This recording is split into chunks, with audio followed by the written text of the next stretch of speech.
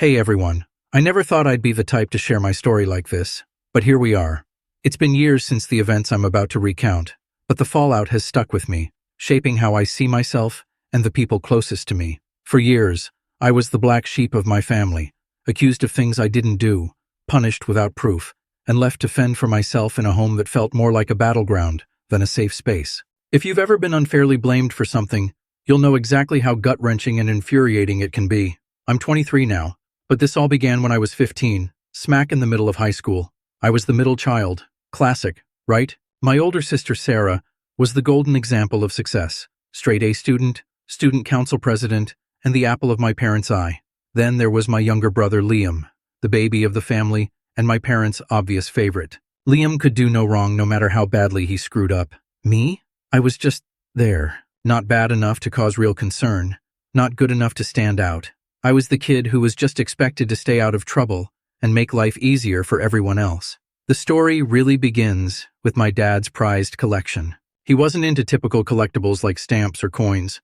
No, his thing was pocket knives, baseball cards, and autographed memorabilia. His collection was his pride and joy, displayed on a shelf in his bedroom that he guarded like it was a museum exhibit. He'd talk for hours about the story behind each item, how rare they were, or how much effort he'd put into finding them. I never really got it. But it was his thing, and I respected that. One day, his favorite pocket knife went missing. I remember him tearing through the house, muttering under his breath about where he might have misplaced it. At first, it seemed like no big deal. Stuff gets misplaced all the time, right? But then, another item went missing, an autographed baseball, and then, another pocket knife. That's when my dad's tone shifted from frustrated to suspicious. He called all three of us into the living room, me, Sarah, and Liam, and asked point blank if we'd taken anything. I remember thinking it was such a weird question. Why would any of us take his stuff? We all said no, but I could feel his eyes lingering on me, like he'd already made up his mind about who the culprit was. That look sent a chill down my spine.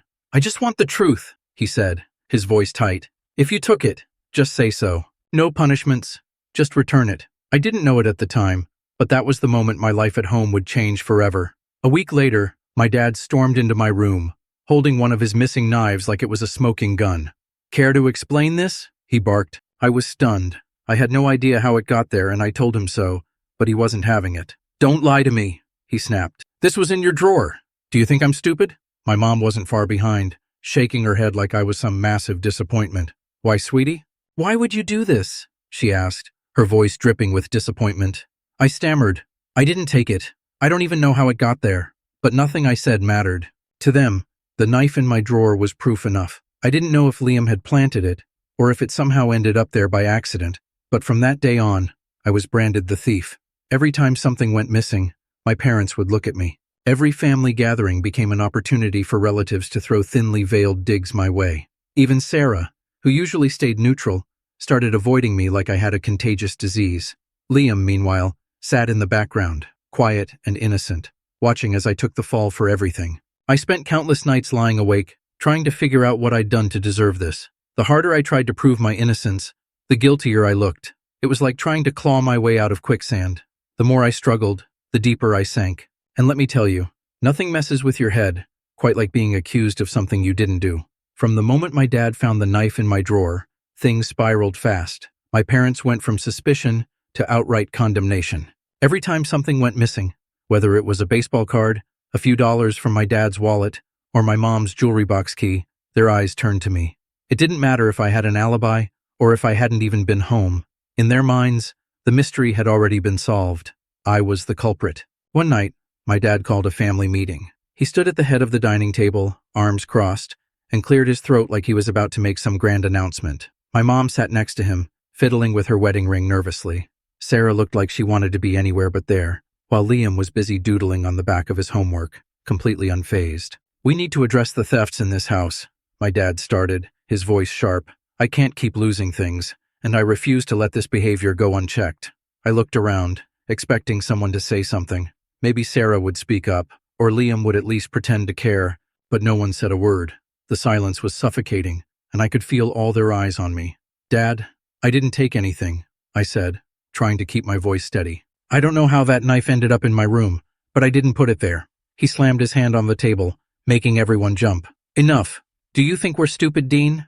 That we don't see what's going on? You're the only one who's been caught with something. I opened my mouth to argue, but my mom cut me off. Sweetie, we just want to help you. If you're struggling with something, if there's a reason you feel the need to take these things, we can work through it together, but you have to admit it first. Admit what? I snapped. That I didn't do anything? Watch your tone, my dad warned, his eyes narrowing. I turned to Sarah, desperate for backup. You know me. You know I wouldn't do this. Can you please say something? She avoided my gaze, staring down at the table. I don't want to get involved, she muttered. That stung more than my parents' accusations. Sarah was supposed to be my ally, the one person who could vouch for me. Instead, she chose to stay silent, leaving me to fend for myself. Liam, meanwhile, just sat there, his face blank. I wanted to scream at him, to accuse him of setting me up, but I didn't have any proof, and the last thing I needed was to look even more paranoid in front of my parents. The meeting ended with my dad laying down new house rules for me. My bedroom was no longer private. It was now subject to random searches. I wasn't allowed to lock my door, and any money I earned from my part-time job had to be kept in a jar on the kitchen counter where they could monitor it. They even took my phone for disciplinary purposes, saying I needed to focus on rebuilding trust. The humiliation was unbearable. I stopped inviting friends over because I couldn't bear the thought of my dad barging in to search my room in front of them. At school, word had spread thanks to my mom venting to her friends. People whispered behind my back, and I caught more than one classmate giving me wary looks, like I might snatch their wallets if they got too close. At home, things only got worse. My parents weren't content with just punishing me. They started making snide comments that chipped away at what little self-esteem I had left. Better keep an eye on the silverware, my mom joked one night while setting the table. Don't want anything else to go missing. My dad chuckled, shaking his head. It's a shame. I thought we raised him better. Each comment felt like a dagger to the chest. I tried defending myself at first, but every time I spoke up, they'd accuse me of being defensive or ungrateful. I started withdrawing from everyone, even my friends. What was the point of trying to explain myself when no one believed me? At night, I'd lie in bed, staring at the ceiling, replaying every conversation in my head. Maybe they were right. Maybe there was something wrong with me. But no matter how hard I searched my memories, I couldn't find a single instance where I'd taken something that didn't belong to me. The turning point came a few weeks later, when my dad's prized autographed baseball went missing. It wasn't just any ball. It was signed by his favorite player, the one he'd met in person years ago. I heard him shouting from his bedroom, and my stomach dropped. When he stormed into my room, I was already bracing myself. "Where is it?" he barked, his face red with anger. "I don't have it," I said quietly. "Don't lie to me," he roared. "I've had enough of your games." He tore through my room, flipping over my mattress, dumping out drawers, and ripping apart my backpack. I just stood there frozen, as he destroyed everything in sight. When he didn't find the ball, he turned to me, his voice cold. "You'd better return it, or there will be serious consequences." I wanted to scream, to cry, to beg them to believe me, but I knew it wouldn't make a difference. No matter what I said, I'd always be guilty in their eyes, and that realization hurt more than anything else. The breaking point came late one evening, when I returned home from work, to find my room completely torn apart again. My clothes were strewn across the floor, drawers pulled from the dresser and emptied, and even my bed frame had been moved, as if they were searching for some secret stash. It wasn't the first time this had happened, but something about it felt different. It wasn't just intrusive, it felt like an outright invasion. "What the hell is this?" I yelled, storming into the living room, where my parents sat as if nothing had happened. My mom looked up calmly, as though my anger were an overreaction. "We had to look," she said matter-of-factly. "Your dad's wallet went missing this morning." I stared at her in disbelief. "You tore apart my room because you think I took it? You didn't even ask me." My dad shrugged, not bothering to look away from the TV. "We didn't need to ask. It's always you. If you don't want us searching, stop giving us reasons to." My fists clenched at my sides. I could feel my blood boiling, but I forced myself to stay calm. "I didn't take anything," I said through gritted teeth. "And if you think I did, you're wrong. Again." "Then where's the wallet, Dean?" My dad shot back, finally turning to face me. "You think it just grew legs and walked away?" "I don't know, but it wasn't me." My voice cracked, the weight of years of accusations catching up with me. "It's never been me." My mom sighed, her tone dripping with condescension. "Sweetie, denial isn't going to help you. We're just trying to make you a better person." "By treating me like a criminal?" I snapped. "You've done nothing but tear me down for years. You've made me feel like I'm nothing, like I'm not even part of this family." "You're acting dramatic," my dad said coldly. "We're trying to protect what's ours because we can't trust you." That was it. The final straw. I couldn't take it anymore. You want to know who you shouldn't trust? I said, my voice shaking with fury. Liam. Both of them froze. What are you talking about? My mom asked, her face pale. You heard me. Your precious golden child is the one stealing from you. But you wouldn't dare accuse him, would you? Because in your eyes he's perfect. Well, guess what? I'm done being your scapegoat. My dad stood, his face red with anger. Don't you dare bring Liam into this. He's just a kid. He wouldn't… I cut him off. He's not a kid anymore, Dad. He's been playing you for years, and you're too blind to see it. I reached into my back pocket and pulled out my phone. You don't believe me? Fine. Look at this. I played a video I'd recorded the week before, where Liam was sneaking into my dad's room late at night, rifling through drawers. My mom gasped, her hand flying to her mouth, while my dad's face fell as he stared at the screen. This is fake, my dad said weakly, though his voice lacked conviction. Are you serious? I laughed bitterly. You'd rather believe I staged a video than admit you've been wrong this whole time? My mom looked at me, tears in her eyes. Why didn't you tell us? Would you have believed me? I asked, my voice breaking. You never do. You've made up your minds about who I am, and nothing I say or do will ever change that. So, you know what? I'm done. I'm done trying to prove myself to people who don't even care. I turned to leave, but my dad grabbed my arm. Dean, wait. I yanked my arm free. No, Dad. I've waited long enough. You can deal with the real thief now. I'm out. I grabbed my bag and walked out the door, slamming it behind me. My heart was pounding, my hands shaking, but for the first time in years, I felt free. Free from their accusations, their punishments, and their misplaced trust in Liam. I didn't know what came next, but I knew one thing. I was finally taking my life back. The aftermath of that explosive confrontation felt like a strange kind of limbo. On one hand, I felt liberated. I'd finally stood up for myself after years of being their punching bag. But on the other, I couldn't shake the knot of hurt that had settled in my chest. Walking out of that house wasn't just leaving behind their accusations. It was leaving behind any hope that things could go back to the way they were before this mess began. The fallout started almost immediately. That night, my phone buzzed relentlessly with texts and missed calls from my parents.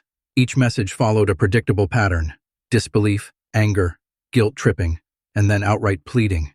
Dad, we need to talk about this. You can't just walk away from your family like that. Mom, please come home. We're hurt, but we can work this out as a family. Dad again. Stop blaming Liam for your mistakes. This is low, even for you. I didn't respond. What was the point? They had years to hear me, and they chose not to. I wasn't about to open that door again just because they were uncomfortable facing the truth now. But silence didn't deter them. A couple of days later, my mom showed up unannounced at my apartment. I heard the knock, peeked through the peephole, and hesitated. A part of me wanted to ignore it, but another part, the one still desperate for some kind of closure, opened the door. Her face was a mess of emotions, tear-streaked and worn, but there was still that familiar edge of righteous indignation. We need to talk, she said, her voice breaking. I leaned against the doorframe, crossing my arms. I don't think there's much left to say. Please, she pleaded, stepping closer. Your dad and we didn't know. We didn't want to believe it could be Liam. That's the problem, I said quietly. You didn't even consider it. You were so sure it was me. You didn't care about the truth. Her lip trembled. We thought we were helping you, Dean. We thought… I cut her off. You thought tearing me down and treating me like a criminal was helping. You thought isolating me, humiliating me, and making me question my own sanity was helping? She flinched, tears spilling over.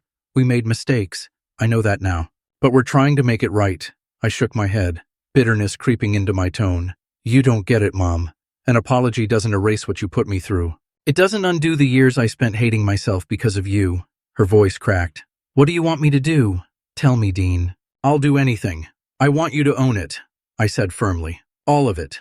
Stop pretending like this is something we can just sweep under the rug, and stop expecting me to fix it for you. She stood there, silent and broken, until finally she nodded. I'm sorry, she whispered, for everything. For a moment, I almost softened. Almost. But the wounds were too deep, the trust too shattered. I need time, I said. And I need space. If you really want to make this right, respect that. She nodded again, wiping her eyes. Okay, she murmured. I'll give you space. After she left, I collapsed onto my couch, emotionally drained. Relief and heartbreak warred within me. I wasn't sure if I'd ever be able to forgive them, but for the first time, I wasn't carrying the weight of their blame. That burden was finally where it belonged, on their shoulders. In the weeks that followed, I started rebuilding. I leaned on my closest friends, who were more supportive than I ever could have imagined. I threw myself into work, rediscovering the satisfaction of accomplishments, untainted by my family's judgment. And slowly but surely, I began to find peace. My parents continued to reach out, but I kept my boundaries firm. Liam, unsurprisingly, never apologized. According to my sister Sarah, who'd also started distancing herself from the family, he still acted like the victim, blaming everyone else for his problems. It only confirmed what I'd always known. My parents had enabled him for too long, and they were reaping what they'd sown. For the first time in years, I felt free. Free to live my life without their toxic expectations. Free to define my worth on my own terms. It wasn't perfect, and it wasn't easy, but it was mine, and that was enough. The weeks following that confrontation were a whirlwind of self-discovery and cautious optimism. For the first time in years, I woke up each day without the suffocating weight of trying to prove myself to people who'd never seen my worth. It felt surreal, like stepping out into the sunlight after years in the shadows. And while the scars from my family's mistrust still lingered, I could finally see the beginnings of a life that was truly my own. The first step was taking back control. I stopped second-guessing myself and my choices. I started small, decorating my apartment in a way that reflected my personality, something I'd never prioritized before. My favorite corner quickly became a cozy nook by the window, filled with books, plants, and a vintage armchair I found at a thrift store. It was my space, my sanctuary, and it symbolized the freedom I'd fought so hard for. Work became an anchor for me. I poured my energy into my career, not as a distraction, but as a way to rebuild my confidence. The more I accomplished, the more I realized how much I'd been holding myself back, weighed down by years of doubt planted by my family. I received a promotion a few months later, a testament to my hard work and focus. It was a moment of validation I didn't need from anyone else. Friendships flourished too. My close friends, who had been my support system during the worst of it, became my chosen family. We celebrated my milestones, small and big, with dinners, hikes, and game nights. Their unwavering belief in me reminded me of something I'd forgotten. I was enough, just as I was. As for my family, they tried to stay in touch, but I kept them at arm's length. My parents sent me a letter one day, a long, handwritten apology. They admitted their failings, their regrets, and their hope for reconciliation. My mom wrote, "We can never undo what we did, but we hope to earn back your trust someday." It was heartfelt, but I wasn't ready to let them back into my life. Trust, I'd learned, is something earned over time, not granted out of obligation. Liam, predictably, never reached out. Sarah and I, however, found a renewed bond. She apologized for her silence during those years, admitting that she'd been too afraid to stand up to our parents. "I should have done better," she said one evening over coffee. "But I see you now, and I'm proud of the person you've become." Her words didn't erase the past, but they meant something. The most profound change was within me. I no longer sought validation from others, especially not my family. I learned to trust my instincts, to stand firm in my boundaries, and to value my own happiness. There was freedom in saying no, in walking away from toxic dynamics, and in choosing myself for the first time. A year later, I stood in that same cozy nook of my apartment, holding a glass of wine as I looked out at the city lights. My life wasn't perfect, but it was mine, and that was the most beautiful part. I didn't need anyone else's approval to feel whole. The lesson was simple, yet transformative. Self-respect isn't something you ask for. It's something you claim. By walking away from those who couldn't see my worth, I made room for the people and experiences that did. And for the first time in years, I felt a quiet, profound joy. It wasn't just about healing. It was about thriving. As I placed the letter from my parents in a drawer, I felt a sense of closure. Maybe one day I'd open it again and feel ready to rebuild. But for now, I was at peace. I had built a new life, brick by brick, and I wasn't looking back. The future was mine to create, and I was finally free. Story 2. Emily, 25, lived a life most would envy. I had a great group of friends who were like family, and my marketing business was booming. Despite my achievements, my love life was a desert of forgettable dates and brief flings, until one average night that felt like a movie. I was out with my pals on Tuesday at a fashionable new restaurant called Savory Secrets. It had a terrific vibe, a mix of modern stylish and comfortable comfort. I was with Sarah, my college roommate and confidant, and Mike, my ever-supportive friend. We celebrated my newest promotion, and I felt proud and excited. Sarah raised her glass in toast. "Emily, you seriously need to take a break and enjoy yourself. You've earned it." Mike said, "Yeah, maybe you'll even meet someone interesting tonight. This place is swarming with potential." I laughed and focused on the intriguing menu. Mark, the head chef, approached our table. He had effortless charisma, a pleasant smile, and an apron that suggested many culinary fights. Evening, folks. I'm Mark, the head chef. I couldn't help but overhear it's a special occasion. Mind if I recommend something off-menu? It's a creation I'm particularly proud of. His confidence intrigued. Sure, why not? Surprise us, I said, surprised by this conversation. Sarah nudged me. He's definitely interesting, right? As Mark left. I ignored her suggestion, focusing on my companion's laughing and atmosphere. There was something about Mark that attracted my eye. The plates were edible art when delivered. The flavors were rich and delicious, balancing creativity and comfort. Mark checked on us and we chatted. He discussed his culinary journey, dreams, and love of food. A craftsperson's dedication was inspiring. You really have a talent for this, I said. This dish is amazing. Mark's eyes sparkled with gratitude. Thank you, Emily. That means a lot. I hope I can cook for you again sometime. The night continued with laughing and stories, but there was a sense of something new and intriguing. We left the restaurant, and Mark met us at the door. It was great meeting you all, Emily. I hope to see you back here soon.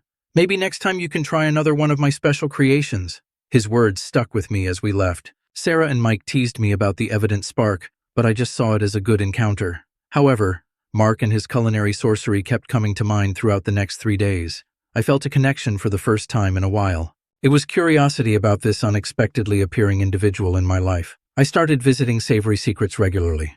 With each visit, Mark and I could talk more. Our conversation shifted from cooking to hopes, goals, and laughs. It was pleasant and uncomplicated, and we met outside the cafe. As we walked through the city park one evening, Mark commented, "You know, Emily, I've never met anyone who gets my jokes as much as you do." I said, "Well, I've never met anyone who can cook as well as you do.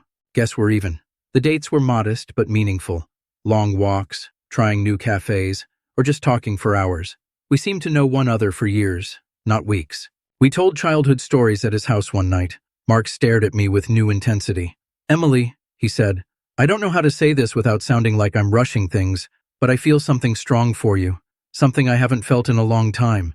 Mark, I feel the same way. It's like we found something rare and precious, a pivotal talk. We acknowledged our deep connection, and soon began talking about a future.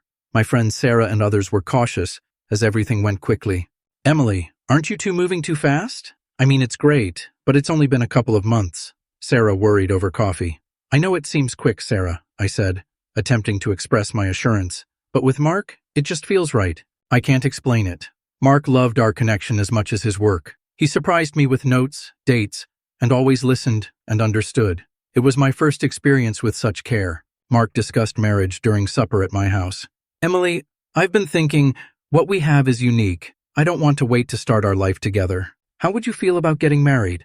I remember a flood of emotions: excitement, joy, terror, and most importantly, connection. "Mark, I would love that. There's nothing I want more than to be with you." We got engaged quickly. Our wedding was tiny, with only close friends and family. Love, laughter, and the prospect of a future together made the day wonderful. Those months were a flurry of joy. I discovered someone who understood me, shared my passions, and brightened my days. I was enchanted by the fairy tale romance. Joy and adjustment filled our first year of marriage. Mark gave my home new life. I jogged in the morning. He made breakfast.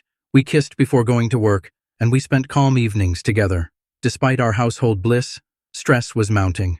Mark's work ethic was wonderful, but it began to affect our time together. His late-night restaurant shifts left me in a silent house, thinking about our growing distance. I expressed my concerns at a rare supper together. "Mark, I love that you're so passionate about your work, but these long hours, I miss you. Is there any way you can cut back a bit?" He stared at me with worry and unsaid pressure. "Emily, you know I'm doing this for us. I need to match your success, to contribute equally. I don't want you to feel like you're carrying the burden alone. It's not about the money, Mark. I just wish we had more time together," I said, wishing for our old days. The conversation ended with mutual understanding, but the subject remained unresolved, like a promise. Mark timidly asked me a question amid this delicate balance of work and home. "Emily, there's something I need to talk to you about. It's my mom. She's having a tough time financially, and I was thinking maybe we could help her out. Like $1,000 a month?" I stopped, considering his proposal. His kind mother, who embraced me, needed help. "Of course we can help, Mark," I decided. "She's family, and it's important to support each other." Mark looked relieved. "Thank you, Emily. This means a lot to me, and I know it will to her as well." We changed our regimen. Each month, I gave Mark money to send to his mother. I trusted him, and didn't manage this procedure. It was a compassionate act to help someone we both cared about. Even as we adjusted to Mark's new schedule, the issue of his work hours lingered in our everyday lives. He overworked, remained late at the restaurant, and rarely answered the phone. I transferred money monthly for Mark's mother, and Mark worked harder at the restaurant as our marriage persisted. After his long absences, he felt lonely despite the appearance of routine. I focused on my profession, but our home was lonely. On one of these typical evenings, Lily, a friend from across town, called and sparked a wave of doubt. "Emily," said, "I've seen Mark around here quite often. He's always going to the same house with large packages in hand. It's been happening for a while now." A chill ran down my spine at her words. "Are you sure it's Mark?" "Yes, I'm certain. It's just odd, don't you think?" Lily worried. That night, I addressed Mark. His return home prompted my worry. "Mark, Lily says she's seen you frequently at a house on the west side. What are you doing there?" Mark's eyes flickered with concern. "Oh, it's nothing to worry about. Our restaurant has taken on a community project. We're helping out some elderly and needy people in that area with food and necessities." His argument was reasonable, but I kept thinking, "But why didn't you tell me about this project?" It didn't seem important. "It's just part of the job," he said nonchalantly, but I sensed unease. I persisted, wanting to believe him, but yet doubting. "Can you show me something about this project? It just seems a bit unusual." Mark paused before pulling out his phone. He looked through his images and showed me a photo of him and an elderly man smiling. "See? This is Mr. Thompson, one of the people we're helping." The photo was reassuring, but skepticism had already begun. Mark looked happy in the photo, and the elderly man looked like he needed help. Why did I still feel off? Mark's normal breathing alongside me in bed that night made me feel relieved and suspicious. The photograph eased my anxieties, but Lily's remarks lingered in my memory, and I still doubted Mark's explanation. A surprise arrival disrupted my uneasy peace one afternoon. A courier vehicle stopped in front of our house, and a young man with a heavy box rang the doorbell. "Package for you." He handed me a clipboard. I examined the box and delivery note, confused. There must be some mistake. "We didn't order this." He verified the note's address and name. "It's all here. Correct address, signed off by a Mark. It's baby supplies, diapers, baby food." A chill ran down my spine. "Baby stuff? Yeah, you sure they're not yours?" he asked, perplexed. "No, they're not," I whispered. A courier scratched his head. "Well, maybe your husband ordered them for someone else. He orders similar stuff to another address quite often." He spoke like lightning. A different address. Lily had seen Mark take packages to this one, returning the parcel to the courier. "There's been a mix-up. These aren't for us." I think the courier sensed my anxiety. "Maybe your husband just got the addresses mixed up. Happens sometimes." As he drove away, I stood there, my mind racing. The coincidence and its consequences were too obvious to ignore. Answers were needed now. I went inside, got my keys, and went to my car, determined. I was going to the address Lily had seen Mark visit. I trembled on the driving wheel, as each turn brought me closer to a truth I feared and needed to face. The drive was weird, like I was in disbelief. How could my beautiful life unravel so quickly? At the address, what was waiting? I attempted to prepare for what I might find, but I knew nothing could prepare me for treachery. My pulse raced as I approached the address. Walked out after parking and inhaling. The house in front of me was unremarkable, yet it housed Mark's secrets. My heart raced with fear and resolve at the threshold of the unknown. A curious, cautious young woman appeared at the door. A 1-year-old toddler was in her arms. "Can I help you?" she inquired, bewildered. Breathing deeply, I tried to steady my voice. "I'm looking for Mark. Is he here?" She knitted eyebrows with perplexity. "Mark? Yes, he's here. Who are you?" Before I could respond, Mark arrived behind her. Shock and panic filled his face when he saw me. "Emily? What are you doing here?" I struggled to speak. His presence in this setting was gut-wrenching. "I could ask you the same, Mark. What's going on? Who is this woman? And why are you here?" She looked from me to Mark, realizing. "Mark, who is she?" Mark shakily spoke. "This is Emily, my wife." The term wife cast a betrayal shadow. She stepped back, staring at Mark, while her face paled. "Your wife? You told me you were divorced." The ground shifted beneath me. "Divorced? Mark, what is she talking about?" Mark's gaze flickered between me and the woman, losing his calm.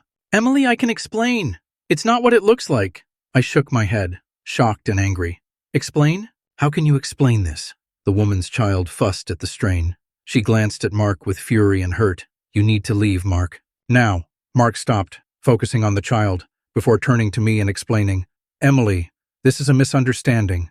The parts were already in place. The late nights, covert behavior, and baby supplies were suddenly visible. Mark lived here, but I didn't know. "Save it, Mark. There's nothing you can say," I choked. My life with Mark ended when the door closed and I left. The homeward trip was blurred. As Mark's betrayal hit me, I cried. I trusted him throughout his daily lies, unaware of his hidden existence. My home felt emptier than ever when I arrived. My life with Mark and our shared goals felt contaminated. I sat alone, trying to comprehend what I had found. My dream future with Mark was replaced by terrible uncertainty and treachery. After the revelation, days were foggy. Everything looked drab and distant as I went about my regular routine. Mark's betrayal hurt constantly, reminding me of how he had broken my trust. Mark kept calling and texting me, but I couldn't answer. I needed solitude to reflect and recover. The thought of facing him and hearing his explanations was unbearable. I had coffee with Sarah, my best friend, a few days later in my now too quiet kitchen. I told the whole story. Her expression showed indignation and sympathy as she listened. "I can't believe he would do this to you, Emily. You deserve so much better." Sarah covered eye with her palm. I said, "I just don't understand how I missed it. The signs were all there." Weighed down by naivety. "It's not your fault, Emmy. He lied to you. You trusted your husband, which is what anyone would do," she said. Sarah's comments helped, but the pain was fresh. I had to decide about my marriage and future. Sarah encouraged me to consult a lawyer. The empathetic yet professional lawyer explained divorce procedures and what to expect. I said, "I want compensation for this betrayal," with new determination. "We'll do everything we can to ensure a fair outcome," the lawyer said. The legal and emotional procedure was taxing. Mark's attempts to reconcile and explain morphed into begs for forgiveness as the divorce proceedings began. However, my trust was irreparably destroyed. I faced financial dishonesty during the court battle. Though I gave him money to support his mother, it was intended for his second family. I helped his mistress and child. Another battleground was unraveling our shared money and retrieving my share. I relied on friends and relatives during the divorce. My rock, they comforted and supported me while my life was chaotic. Finally, divorce was finalized. It was bittersweet to finish a promising yet deceptive era in my life. Standing in the empty house, I understood this was both an end and a beginning, a chance to rehabilitate and find myself after a lie-filled relationship. I was ready for the challenge ahead with my family's support and my lessons learnt. I knew I could grow stronger and wiser.